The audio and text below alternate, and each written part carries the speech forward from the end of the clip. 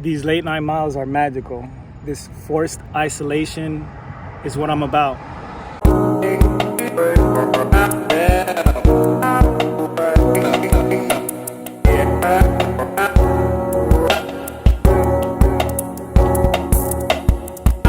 I do not feel that the 9-to-5 lifestyle is for me. I'm not comfortable with the idea that in 1 year, my hard work is worth whatever the range of a salary is, 50, 60, 70, 80,000. That's not enough money. And then every 2 weeks, I have to wait in order to receive a check. And then on top of that, conformity says, well, you have benefits and you have a stable income. Is life really about that? And of course, there's a lot more things and a lot more additions that you can add to that. If you have a family, you have to work.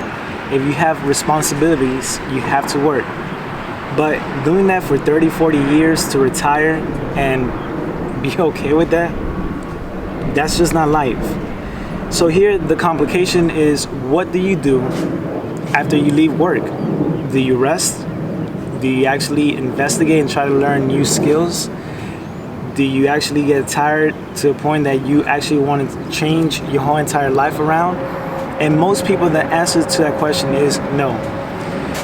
When you have to deal with life, the reality that it is to be alive, you have to answer very serious questions. If you quit your job, how can you replenish that loss of income? If you no longer have benefits, what do you do if you get some sort of disease, like a cancer or a tumor, or you require emergency help? Those are very difficult questions to answer. Even if you have a family, how do your kids eat once you leave your job? That's extremely difficult. So the question is that we let money, we let security tie us down. And I just don't think that the world works like that. And it's a very privileged statement when people say, well, I need to find my purpose. I live here in the United States. The poorest people in this world are not concerned about purpose. The poorest people in this world are not concerned about motivation or inspiration, because their sole purpose and objective that day is to find enough money where they can feed their family.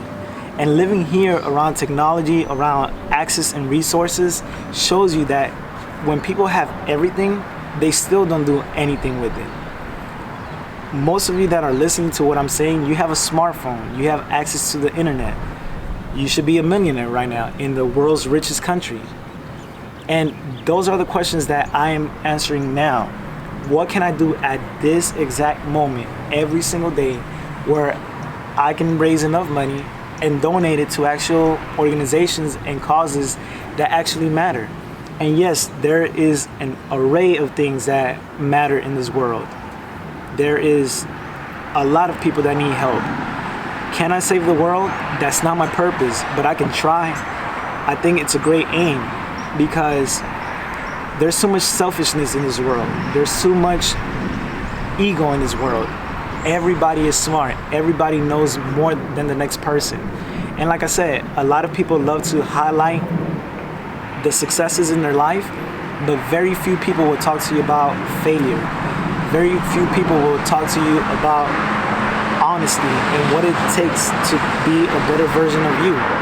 And that's what I'm chasing. It's not a thing about ego. It's a thing about tackling the impossible, tackling dreams that have gone unanswered for years. Filming these videos, this is not to be famous. The only reason that I want to get better at doing what I'm doing is because I want to be a better speaker. I want to effectively communicate and convince people that doing good doesn't make you soft. Doing for others doesn't make you a walking carpet. And saying no at the right time makes you valuable. María, Hey, ¿te gusta tu nuevo celular? sí, me gusta. ¿Estás contenta? Sí.